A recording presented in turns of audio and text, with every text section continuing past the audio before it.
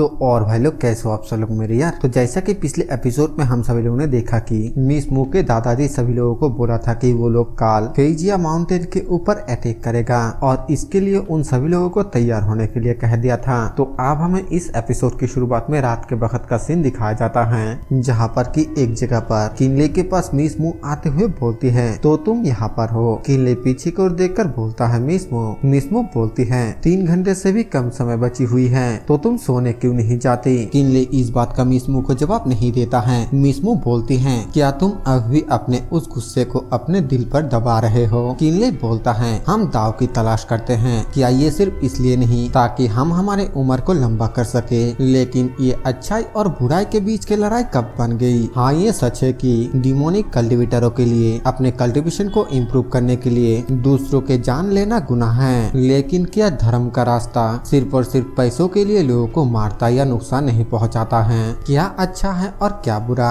क्या ये सचमुच इतना ज्यादा इम्पोर्टेंट है। और मुझे इस बात का पूरा यकीन है कि ओल्ड डीमन ओशन सिर्फ एक कठपुतली है जिसे कोई और ही पीछे बैठकर चला रहा है। वो पावरफुल एक्सपर्ट अभी तक सामने नहीं आया है। ओशन का कल्टिवेशन बेस अब दानी अंग्रियलम के लास्ट स्टेज पर है, तो फिर उसके पीछे का एक्सपर्ट जरूर से इंगफुरियलम का मास्टर होगा। मिस मू बोलती है अगर ये बात है तो फिर हम आराम से बैठकर इंतजार नहीं कर सकते। उन लोगों ने शांगझुओ पर हमला किया और मुझे लगता है कि वो लोग आज से 10,000 साल पहले की डिमोनिक की उसको दोबारा दोहराना चाहता है। किनले बोलता है हाँ तुम बिल्कुल सही हो। उन लोगों ने एक बहुत बड़े से टेलीपोर्टेशन फॉर्मेशन बनाने के लिए भीड़ जुटाना शुरू कर दिया, शायद से और भी ज्यादा से ज्यादा डिमोनिक कल्टिवेटरों को ट्रांसफर करने के लिए। मिस मू बोलती है हाँ हालात बिल्कुल भी अच्छा नहीं है। किनले हंसते हुए बोलता है अगर हमारा ओपोनेंट इंगफुरियलम के पीक पर है तब मुझे डर है कि हम सभी फेजिया माउंटेन रिज पर मारे जाएंगे। इस बात को सुनने के बाद मिस मू आगे से कोई भी जवाब नहीं देती हैं और फिर वहां से जाते हुए बोलती हैं देर हो रही है इसीलिए मैं कैंप में वापस जा रही हूँ। आखिरकार कोई भी नहीं जानता है कि आगे क्या होगा।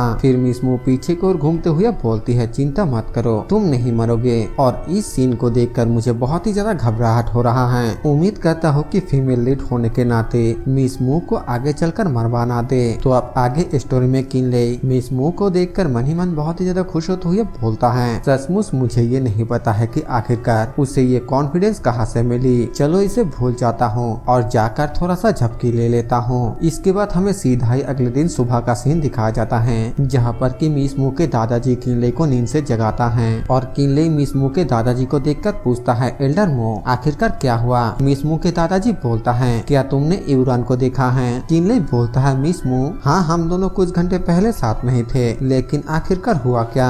मिस मू के दादाजी बोलता है यूरान कहीं पे चली गई। जो सुनकर किनले हैरानी के साथ बोलता है क्या। मिस मू के दादाजी बोलता है आज सुबह हमने जब देखा तब वो हमें कहीं पे भी नहीं मिली। कल रात गार्ड करने वाले आदमी के हिसाब से यूरान ने कहा कि उसको कुछ जरूरी काम करने जाना है, इसीलिए वो अकेले ही साउथ की ओर निकल गई। किनले इस बात को सुनकर काफी ज्यादा हैरान हो जाता है और मिस मू के दादाजी से पूछता है एल्डर मू जल्दी से ठीक से देखिए क्या वो स्टोरेज बैग जो मैंने आपको कल दिया था वो अपने जगह पर सही सलामत है। मिस मू के दादाजी बोलता है स्टोरेज बैग हाँ तुमने मुझे वो कल रात में दिया था, लेकिन क्या कोई प्रॉब्लम है। किनले अपने पास से एक बोतल को बाहर निकालते हुए बोलता है मुझे ये वूशन से मिला था, इसके अंदर डिमोन एबिस के पॉइजन के एंटीडोट हैं। अगर उसने ये एंटीडोट लिया है तो फिर वो जरूर से फेजिया माउंटेन पर गया है। और फिर किनले तुरंत ही तेजी के साथ जाते हुए बोलता है एल्डर मू मैं सबसे पहले उसके पीछे जाऊंगा, अब बाकी सभी को लेकर जल्द से जल्द माउंटेन रिज पर पहुंचिए। एल्डर मू बोलता है तुम्हें चिंता करने की कोई भी जरूरत नहीं है,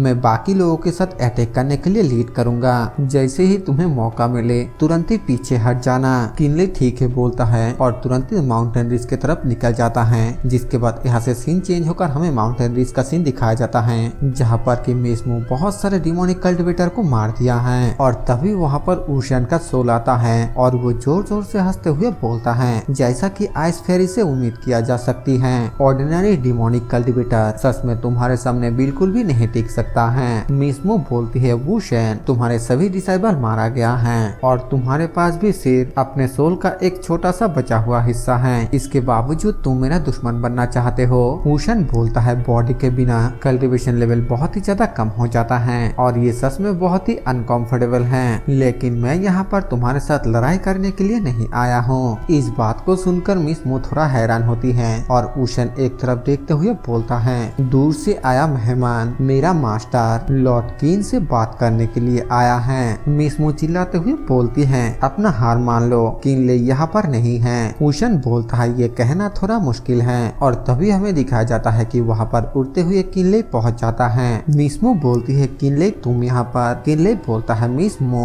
तुम अकेले फेजिया माउंटेन पर क्यों आए? हर कोई तुम्हारे लिए बहुत ही ज्यादा चिंता कर रहा है। मिस मो बोलती है, दरअसल मुझे खुद पर यकीन नहीं है। जैसे ही मैंने सुना कि तुम कह रहे थे कि तुम वापस नहीं आ पाओगे, किसी वजह से मेरे दिल में बहुत ही घबराहट महसूस हुई। फिर मिस मो थोड़ा सा शर्माते हुए बोलती है, मुझे ऐसा लग रही है जैसे कि मेरे दिल में कोई आवाज बोल रही है कि मुझसे जितना हो सके मैं तुम्हारी मदद करूं। किनले हैरानी के साथ मिस मो को देखने लगती है और तभी उशन बोलता है, चलो ये प्यार भरी बातें यहीं पर खत्म होता है, क्या तुम दोनों एक साथ आने वाले हो? किनले बोलता है, ये कैसा मजाक है, आखिरकार हम तुम्हारे बातें क्यों सुने? उशन हंसते हुए बोलता है, क्यों? क्या तुम ये नहीं जानना चाहते हो कि मेरे मास्टर के इतना ज्यादा मेहनत करने के पीछे का पर्पस क्या है? किनले बोलता है, तुम्हारा मास्टर क्या ये लॉर्ड डारा है जिसके बारे में तुमने पहले बात किया था? उशन बोलता है, हाँ बिल्कुल, मेरा मास्टर और कोई नहीं बल्कि आउटर डोमेन के डीमन लॉर्ड डारा है। जब मेरे मास्टर को तुम्हारे यहाँ पर होने के बारे में इन्फॉर्म किया गया तब मेरे मास्टर ने मुझे यहीं पर रुकने के लिए कहा। क्या तुम दोनों आना नहीं चाहते हो? किनले अपने मन में सोचते हुए बोलता है, यहाँ के गार्ड ज्यादा ताकतवर नहीं लग रहा है और लगभग योनझो के सभी डिमोनिक कल्टिवेटर इसी जगह पर इकट्ठा हुआ है, इसीलिए इनसे निपटना उतना भी ज्यादा मुश्किल नहीं होना चाहिए। लेकिन अगर मैं यहाँ से दूर जाता हूँ, इसके अलावा ये अननोन लॉर्ड डारा भी है, फिर मिस मो और मेरे ताकत के साथ मुझे थोड़ा डर लग रहा है। ये सब कुछ सोचने के बाद किनले उशन को बोलता है, तो फिर ठीक है, हम दोनों तुम्हारे साथ जाएंगे और पता लगाएंगे कि आखिरकार क्या चल रहा है। इसके लिए मिस मो थोड़ा हिचकिचाने लगती है तो किनले बोलता है, चिंता मत करो, एल्डर मो यहाँ पर आ रहा है, हमें उनके लिए बस थोड़ा सा समय निकलना है। इसके बाद हमें उन दोनों को एक केव के अंदर का सीन दिखाया जाता है जहाँ पर किनले अपने चारों ओर देखते हुए बोलता है, ऐसा लगता है कि ये जगह नॉर्मल केव से बिल्कुल भी अलग नहीं है ना? तभी मिस मो किनले को बोलती है, किनले जरा उधर देखो। हमें सामने एक बहुत बड़े मैप को दिखाया जाता है जो कि पूरे के पूरे मिडिल डोमेन के 5 स्टेट का मैप होता है, जिसे देखकर किनले बोलता है, ये आखिरकार ये चीज यहाँ पर क्यों है? आखिरकार ये डिमोनिक कल्टिवेटर क्या प्लान कर रहा है? तभी वहाँ पर एक बंदा हंसते हुए आता है और बोलता है, आखिरकार इतने जल्दी क्या है? चिंता करने की कोई भी जरूरत नहीं है, तुम्हें जल्दी ही इसके बारे में पता चल जाएगा। मिस मो उस बंदे को देखते हुए बोलती है, तुम तो मिडिल किंगडम के नहीं लग रहे हो। वो बंदा मिस मो को बोलता है, आइस फेरी के आंखें बहुत ही अच्छी हैं, मेरा नाम डारा है और मैं आउटर डीमन रेस का एक डीमन हूँ और मैं मिडिल किंगडम से नहीं हूँ। मिस मो बोलती है, ये पक्का है कि तुम आउटर डीमन रेस से हो, लेकिन तुम बाकी के डीमनों से थोड़ा अलग दिखते हो। डारा बोलता है, उनके ब्लड लाइन पूरी तरीके से प्योर नहीं है, इसीलिए वो लोग अभी तक ट्रांसफॉर्म होने के काबिल नहीं हैं। अगर किसी का कल्टीवेशन लेवल बहुत ही हाई होता है तो फिर वो आम लोगों से अलग नहीं होगा और ये लॉर्ड मिडिल किंगडम के लिए बहुत ही ज्यादा एक्साइटेड है। मैं नॉर्मली इस स्टेट के रीति रिवाज का पालन करने के लिए कुछ पहनूंगा। किनले बोलता है, अगर ये सच होता तो फिर तुम शांगझो क्यों आते और इतने सारे बेकसूर लोगों को क्यों मारते? आखिरकार तुम्हारे असली पर्पस क्या है? डारा बोलता है, एक डीमन होने के नाते ये तो आम सी बात है कि राइटिस लोगों के साथ हमारा थोड़ा मतभेद है और मैं यहाँ पर डीमन किंगडम को एस्टेब्लिश करने के लिए आया हूँ। हालांकि हम 10,000 साल पहले यहाँ से चले गए थे, लेकिन इसका मतलब ये नहीं है कि हमने मिडिल किंगडम के रिसोर्सेज को छोड़ दिया है। इस बार ये लॉर्ड एक मोहरा के तौर पर शांगझो आया। ये मिडिल किंगडम में डीमन किंगडम को एक साथ करने की तैयारी है और इसके लिए आज मैं तुम दोनों को इनवाइट करना चाहता हूँ और तुम दोनों को एक मौका देना चाहता हूँ। अगर तुम दोनों हमारे साथ जुड़ जाते हो तो फिर भविष्य में तुम दोनों जरूर से बहुत ही धन और समृद्धि कमा पाओगे। मिस मो बोलती है, तो तुमने इसीलिए टेलीपोर्टेशन फॉर्मेशन बनाया ताकि तुम मिडिल किंगडम पर अटैक करने के लिए एक बार में ही बहुत सारे लोगों को ला सको। डारा बोलता है, हाँ बिल्कुल, हालांकि तुम्हारे लोगों ने हमें बार बार रोका है, लेकिन अगर तुम लोग एक अच्छे बच्चे की तरह मेरे सामने सरेंडर कर देते हो तो फिर ये लॉर्ड तुम लोगों को माफ कर सकता है। किनले बोलता है, ऐसा लगता है कि तुम हमें सरेंडर करने के लिए बोलने के लिए ही यहाँ पर आए हो। अगर तुम चाहते हो कि हम सबमिट कर दे तो फिर मैं इस पर सोच सकता हूँ, लेकिन तुम्हें मुझे कुछ सवालों का जवाब देना होगा। राडा बोलता है अगर तुम पूछना चाहते हो तो फिर पूछो। किनले बोलता है बहुत अच्छे। अफवाह ये है कि 10,000 साल पहले डीमन रेबेलियन के बाद मिडिल किंगडम के पांचों स्टेट से कुछ एलायंस ने डीमनों को एक्सपेल कर दिया। तो फिर आज तुम्हें शांगझुओ कैसे मिला? इस बात को सुनकर राडा पहले थोड़ा सा हंसता है और फिर बोलता है ऐसा लगता है कि लॉर्ड केन अपने एरिया के बारे में सही से नहीं जानता है। अच्छा ठीक है, आज ये लॉर्ड तुम्हें इसके बारे में बताएगा। मिडिल किंगडम के लैंड को 5 स्टेट में डिवाइड किया गया है, जो कि है डोंगझुओ, यूझुओ, शांगझुओ, इंगझुओ और यूनझुओ। असल में हम डीमन यहीं पर रहते थे और कल्टीवेशन दुनिया का हिस्सा थे, लेकिन बदकिस्मती से राइटिस लोग हमारे खिलाफ हो गए और रिसोर्सेज के ऊपर कब्जा करने के लिए हमें मिडिल किंगडम से बाहर निकाल दिया। लेकिन किस्मत से उस पर हमने कई सारे एंशिएंट टेलीपोर्टेशन तिलिस्मान को छोड़ दिया था। किनले पूछता है तो क्या तुम्हें ये जगह टेलीपोर्टेशन फॉर्मेशन के वजह से मिला? दारा बोलता है बिल्कुल नहीं, हालांकि वहाँ पर कई सारे टेलीपोर्टेशन फॉर्मेशंस थे, लेकिन उनमें से ज्यादातर खराब हो गया। जमीन देखने से पहले हम कई 100 सालों तक एक जहाज में समुद्र के ऊपर लगातार तैरते रहे। मीसमू इस बात को सुनकर हैरानी के साथ बोलती है क्या एक समुद्र में? लेकिन आखिरकार ऐसा कैसे हो सकता है? दारा कहीं पर अटैक करते हुए बोलता है ऐसा लगता है कि तुम लोग सच में कुछ भी नहीं जानते हो। हमें दिखाया जाता है कि दारा वो अटैक उस मैप के ऊपर किया था, जिस वजह से ऊपर का थोड़ा सा पत्थर और हट जाता है और वो मैप ऊपर से और थोड़ा बाहर निकल आता है। दारा बोलता है मैं तुम्हें दिखाता हूँ। 5 स्टेट का मैप असल में ऐसा दिखता था।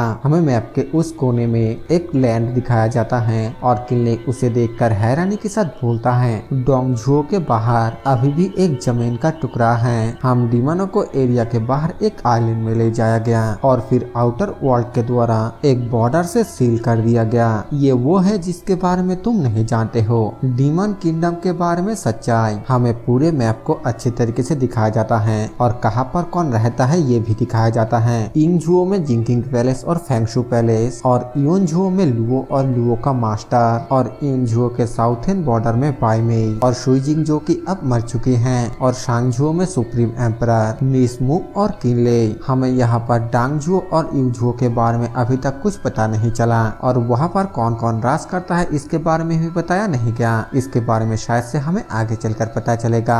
दारा बोलता है 10,000 सालों से लगातार डीमन सिर्फ अपने खोए हुए जमीनों को ही वापस हासिल करने की कोशिश में हैं और यही वजह है कि अब हमें इतना बड़ा कदम उठाना पड़ा ताकि हम उन सभी राइटिस कल्टिवेटरों को मार पाए जिन्होंने हमें मिडिल किंगडम से निकाल दिया था। किनले बोलता है तो इसका मतलब तुम सिर्फ अकेले नहीं हो, ऐसे कई सारे जहाज हैं जो समुद्रों के रास्ते से होकर मिडिल किंगडम की ओर आगे बढ़ रहा है। दारा बोलता है हाँ बिल्कुल, जब तक हमें जमीन मिल सकते हैं हम सभी एंशिएंट टेलीपोर्टेशन फॉर्मेशन को दोबारा से रिपेयर कर सकते हैं और फिर यहाँ के रिसोर्सेज को ले जाने के लिए इसका इस्तेमाल कर सकते हैं। तो अब मैंने तुम्हें सब कुछ शुरू से बता दिया। भविष्य में अगर हम एक साथ मिलकर काम करें तो फिर हम एक नए दुनिया को बनाने में कामयाब होंगे। इस बात को सुनकर किनले पहले तो हंसता है और फिर बोलता है इतना ईमानदारी दिखाने के लिए तुम्हारा शुक्रिया। आखिरकार मैं तुम्हारे यहाँ पर आने का पर्पस समझ गया। दारा बोलता है तो क्या तुम दोनों इस लॉट को सबमिट करने जा रहे हो? किनले बोलता है नहीं, इसका उल्टा, शांगझुओ में हम तुम्हें कुछ भी बुरा करने नहीं देंगे। किनले के इस बात को सुनकर दारा बहुत ही ज्यादा हैरान हो जाता है और किनले आगे बोलता है हालांकि तुम्हारे कल्टीवेशन बिग्स बहुत ही एक्स्ट्रा ऑर्डिनरी है, लेकिन तुम्हारा मन बिल्कुल एक बच्चे जैसा है। तुम्हारा जन्म एक जहाज के ऊपर ही हुआ था है ना? मैंने तुमसे बस इतना कहा था कि मैं इस पर सोच सकता हूँ, लेकिन मैं तुम्हारे साथ ज्वाइन होने का प्रॉमिस नहीं किया था। राडा बोलता है तो इसका मतलब तुमने मुझसे झूठ बोला। किनले बोलता है तो क्या हुआ? अब जबकि मैं इसके बारे में सोच रहा हूँ तो क्या अब तुम अपने लोगों को ले जाओगे और आउटर डीमन आइलैंड पर वापस चले जाओगे, या फिर तुम ये चाहते हो कि मैं तुम्हें पर्सनली हेल्प पर भेज दूं? ये सुनते ही दारा किनले के ऊपर अटैक करते हुए बोलता है कभी नहीं लगता है कि तुम मरना चाहते हो। और फिर हमें वहाँ पर एक बहुत ही जोरदार धमाका होता हुआ दिखाया जाता है, लेकिन किनली और मीसमू पहले ही उस जगह से निकल चुका था। दारा भी वहाँ पर आते हुए बोलता है किनले तुमने एक बहुत बड़ी गोल्डन ऑफर को रिजेक्ट कर दिया। ये लॉट कई 100 सालों तक जहाजों के ऊपर था और मैंने आज तक किसी के साथ अच्छी तरीके से लड़ाई नहीं किया, लेकिन आज मैं तुम दोनों के साथ बहुत ही अच्छे तरीके तरीके से खेलूंगा। ये बोलने के बाद वो किनले के ऊपर एक बहुत ही पावरफुल अटैक कर देता है, जिसे देखने के बाद किनले तुरंत ही उससे बचने के लिए एक लंबा छलांग लगाता है। लेकिन किनले अभी तक हवा में ही होता है कि तभी दारा भी जम करके उसके पास आता है और उसके ऊपर अटैक करते हुए बोलता है, अगर आज मैं तुम्हें यहाँ पर मार देता हूँ तो फिर मुझे उस ओल्ड डॉग सुप्रीम एम्परर की चिंता करने की कोई भी जरूरत नहीं है। बाद में मैं उसे बहुत ही आसानी से अपने रास्ते से हटा दूंगा, तो अब तुम मरो। लेकिन हमें दिखाया जाता है कि वो अटैक किनले को लगे इससे पहले ही किनले के सामने एक आइस का शील्ड क्रिएट हो जाता है और दारा ये देखकर काफी ज्यादा हैरान हो जाता है। हमें दिखाया जाता है कि मिस मू ने उस शील्ड को क्रिएट किया था और वो तुरंत ही दारा के ऊपर एक बहुत ही पावरफुल आइस अटैक कर देती है। वो मिस मू के अटैक को रोकने के लिए अपने सामने और शील्ड को क्रिएट करने लगता है, लेकिन हमें मिस मू के अटैक के बीच में से बहुत ही तेजी के साथ किनले के हैवी शॉट को आता हुआ दिखाया जाता है और वो शॉट जाकर दारा को लाके इससे पहले ही ये वाला एपिसोड यहीं पर खत्म हो जाता है। वीडियो पसंद आए तो वीडियो को लाइक कर देना, चैनल पर नए हो तो सब्सक्राइब कर देना। मैं मिलूंगा आप सभी से एक और नए वीडियो के साथ, तब तक के लिए बाय बाय।